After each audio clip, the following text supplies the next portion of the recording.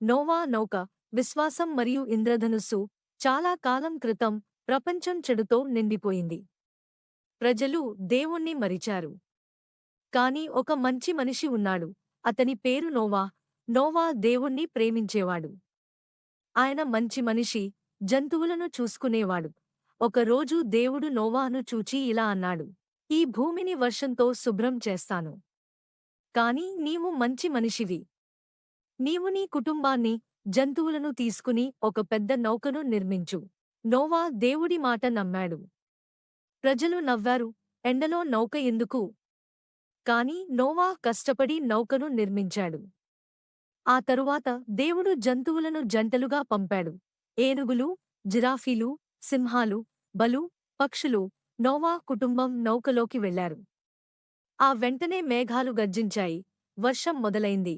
40 రోజులు 40 రాత్రులు వర్షం కురిసింది. నౌక నీటిపై తేలింది. నోవా కుటుంబం జంతువులను చూసుకుంటూ ఆశతో వేచిచూశారు. వర్షం ఆగిన తర్వాత నోవా ఒక కాకిని పంపాడు, మళ్లీ వచ్చింది. తర్వాత ఒక పావురాన్ని పంపాడు. అది ఒక తాజా ఆకుతో తిరిగి వచ్చింది. ఎలాగంటే చెట్లు మళ్లీ పెరుగుతున్నాయి. తర్వాత పావురం తిరిగి రాలేదు. అది ఇంటిని కనుగొంది. నౌక కొండపై ఆగింది. దేవుడు అన్నాడు: ఇప్పుడు బయటికి రా.